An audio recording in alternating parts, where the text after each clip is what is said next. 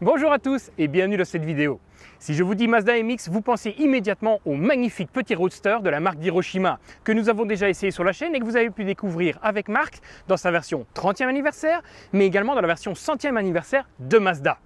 Mais savez-vous ce que signifie MX? Eh bien, ces deux lettres font référence à Mazda Experiment. Et aujourd'hui, je vous fais découvrir l'expérience Mazda numéro 30, la MX-30.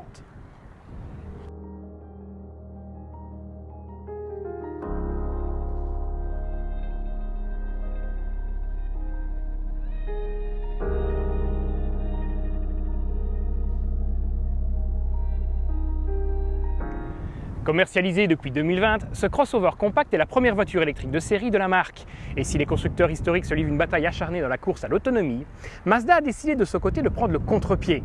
Mais avant d'en parler, attardons-nous un instant sur le design de cette voiture. Extérieurement, le MX-30 reprend des éléments typés Mazda avec à l'avant 7 calandres, mais également les feux avant et arrière comme vous pouvez le voir. Pour le reste, eh bien, on sort des sentiers battus et il est difficile de trouver un modèle d'aspiration dans la gamme de chez Mazda. Et personnellement, je lui trouve une bouille très sympathique. Alors, ce qui caractérise son design, eh bien, c'est tout d'abord un capot assez horizontal, mais également un profil de coupé qui habituellement est accentué par une arche de toit contrastée que vous retrouvez ici dans la couleur carrosserie. Et moi, ce qui me plaît beaucoup et qui va vous rappeler, j'en suis sûr et certain, la Mazda RX-8, ce sont les portes à ouverture antagonistes. Fabi, ça va?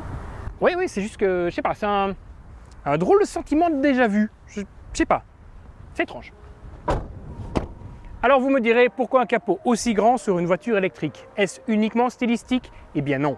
La MX-30 est également vendue en version thermique sur le marché japonais, et uniquement celui-là. Derrière ces aires de voitures dédiées et conçues autour de la mobilité électrique, on retrouve en fait une voiture qui doit faire des concessions pour s'adapter à ces différentes motorisations, comme c'est le cas pour la Polestar 2 ou encore pour la Kona électrique. Et c'est un problème? Non, pas vraiment. Alors, extérieurement, oui, on aurait pu avoir un porte-à-faux avant un peu plus court, mais alors le design de cette voiture, il aurait été vachement moins beau. Et pour l'intérieur, oui, ça aurait quand même un petit peu changé. Pourquoi? Tout simplement parce qu'on n'aurait pas eu le tunnel central. Voilà. Au niveau de la sécurité, l'absence de moteur à l'avant et le long capot profitent aux occupants. Avec un score de protection au crash test Euro NCAP de 91% pour les adultes et de 87% pour les enfants, le MX-30 obtient la note maximale de 5 étoiles. Regardons maintenant le gabarit de cette voiture. Avec 4,39 m de long, 1,79 m de large en rétroviseur et 1,55 m de haut, le MX-30 reprend presque à l'identique les dimensions du Mazda CX-30, hormis les 1,5 cm de plus en hauteur pour ce dernier. Alors toujours par rapport au CX-30, la voiture du jour offre un coffre plus petit avec 366 litres de capacité. Par contre, il a un seuil de chargement très bas qui est très pratique pour charger des objets dedans, contrairement à ce profil de coupé qui, lui, va empiéter sur la hauteur du coffre. Par contre, et là je vous le dis tout de suite, vous pouvez remarquer qu'on a les câbles de recharge dans le coffre, c'est tout simplement parce qu'il n'y a pas de sous-coffre en dessous. Une fois les sièges arrière rabattus, le coffre propose alors 1171 litres de capacité. Avant de regarder l'intérieur, intéressons-nous un instant à la chaîne cinétique de cette voiture. Ce crossover est une traction, c'est-à-dire que le moteur électrique synchrone se trouve sur l'essieu avant.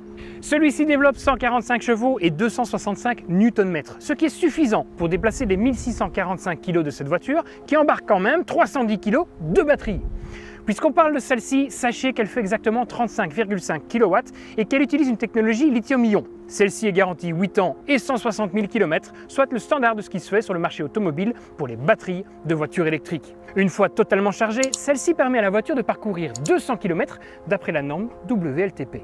Même si dans la réalité, grâce à une consommation bien maîtrisée et avec une conduite raisonnée, vous atteindrez sans problème les 220 km d'autonomie. Seulement?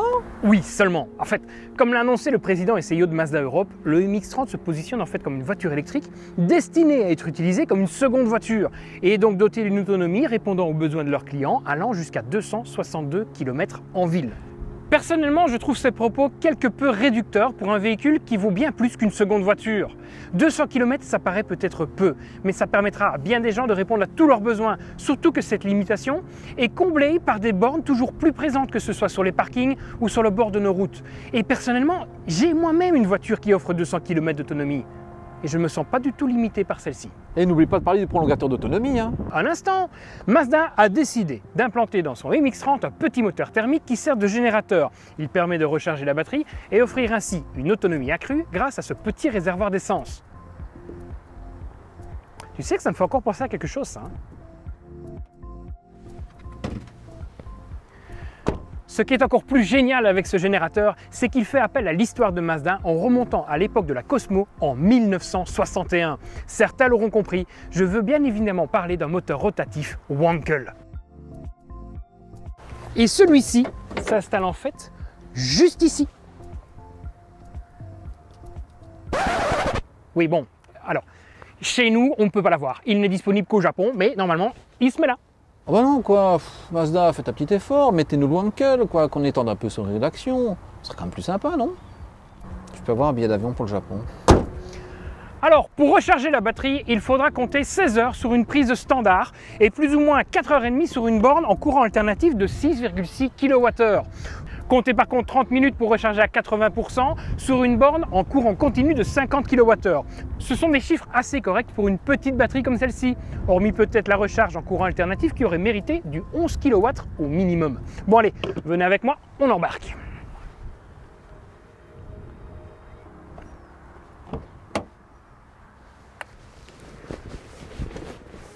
À l'avant, on est très bien installé. La position de conduite surélevée permet une très bonne visibilité avant. Par contre, pour ce qui est de la visibilité arrière, là c'est très moyen. Alors, les sièges sont très confortables, on est très bien mis dedans, ils sont très moelleux. Franchement, même dans le bas du dos, on est bien maintenu en plus, c'est juste exceptionnel. Alors, vous pourriez penser que ceci c'est du cuir, mais ça ne l'est pas du tout. C'est un genre de cuir vegan. Et on a en plus, ici dans l'habitacle, du liège. Alors, pour ceux qui se demandent qu'est-ce que ça vient faire dans la voiture, je vous renvoie à la vidéo de Marc pour les 100 ans de Mazda, où il vous explique l'origine de ce liège. Pour ce qui est de la finition intérieure, celle-ci est digne des autres Mazda, et elle n'a pas à rougir face à des concurrents bien plus prestigieux. Certes, on retrouve des plastiques durs, mais ceux-ci sont d'une très bonne qualité et ne souffrent d'aucun problème d'assemblage. Les espaces de rangement sont quant à eux suffisamment nombreux et vous permettront de vider vos poches sans aucun problème. L'accès à bord est facilité par ces portes antagonistes. Par contre, c'est leur seul avantage, car une fois stationné par exemple à côté d'un autre véhicule, bien, vous ne pourriez pas ouvrir les portes à fond, ce qui fait que ce n'est pas très pratique. Autre désavantage, si je veux laisser une personne monter à l'arrière, je suis obligé de retirer ma ceinture. À l'arrière, on n'est pas mal installé du tout. On a une banquette qui se montre très confortable au niveau de l'assise et du dossier. Et très sincèrement, pour la place, il n'y a pas de souci non plus. Regardez, j'ai de la place pour les jambes, j'ai de la place pour la tête, vraiment. Allez, oh, allez, pousse-toi, pousse-toi. Alors pour la garde de toit, par contre, parle pour toi, parce qu'à partir d'1,85 m, même 83 en fait, on se recoiffe dans le plafond et on n'est vraiment pas bien mis. Les genoux, effectivement, on a de la place, pas de souci, mais par contre le toit, ça va pas du tout. Maintenant, c'est inhérent à ce profil de coupé, au style de la voiture, c'est un peu inévitable. On avait dit pas la taille, Fabien. Pas la taille, maintenant tu conduis.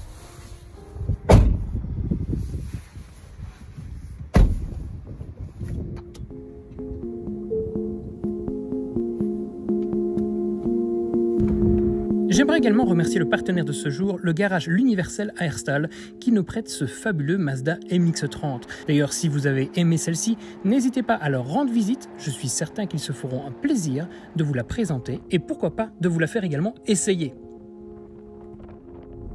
Alors j'aimerais aborder avec vous plusieurs points à propos de la conduite de cette voiture, je pense qu'il est maintenant temps. Le premier, c'est le confort et la suspension qui contribue énormément. Elle est très souple, très agréable et elle filtre les aspérités avec une aisance, c'est juste exceptionnel. Vous entendrez les bosses, vous ne les sentirez pas forcément. Ensuite, j'aimerais parler avec vous de la direction. Celle-ci est certes un peu légère au toucher, mais par contre, elle retransmet énormément d'informations concernant la conduite et c'est très précis. Je la place en courbe avec une grande aisance. Alors le dernier point que je voulais aborder avec vous, c'est le freinage régénératif. Celui-ci, comme chez Hyundai avec la Kona, est configurable depuis des palettes se trouvant derrière le volant. Il y a 5 niveaux de régénération possibles et au maximum la voiture freine assez bien, ce qui fait que dans le trafic vous utiliserez uniquement l'accélérateur. La différence principale, c'est que contrairement à chez Hyundai où en maintenant appuyé sur la palette moins le véhicule marquait l'arrêt, eh bien chez Mazda il continue à une vitesse moyenne de 6 km/h. Alors c'est pas désagréable, mais il manque ce petit quelque chose qui nous empêche d'utiliser la pédale de frein. C'est un peu dommage.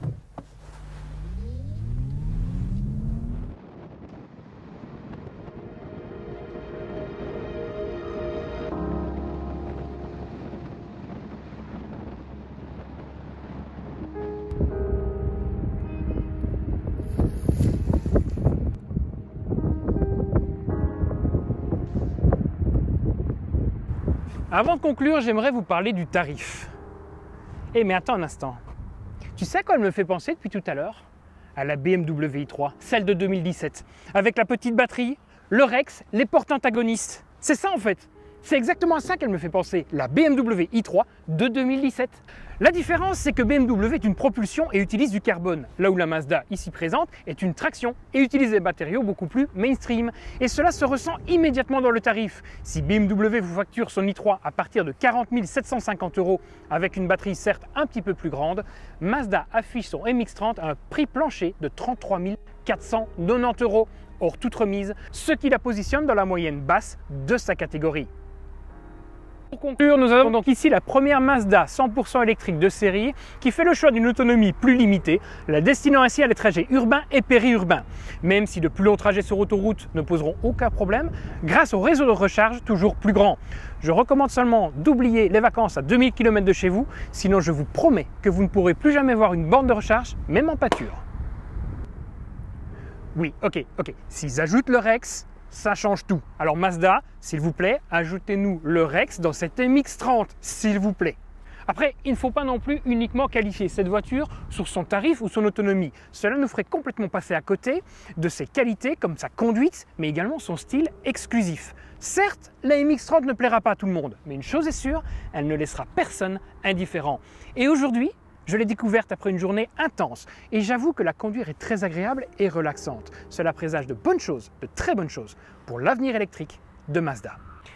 Et voilà qui clôture cette vidéo. Je vous remercie de l'avoir regardée. Si elle vous a plu, vous savez comment ça marche, hein, le petit pouce bleu et le commentaire. Et n'oubliez pas non plus de vous abonner à la chaîne. Si vous le faites, cochez la petite cloche, comme ça vendredi prochain, quand on sortira notre essai, vous serez tenu au courant. Bon, moi je vous laisse parce que là je vous promets qu'il fait très froid. Je remonte à l'intérieur, il fait bien meilleur. Et je vous souhaite une très bonne fin de journée. Soyez prudents. Bye bye.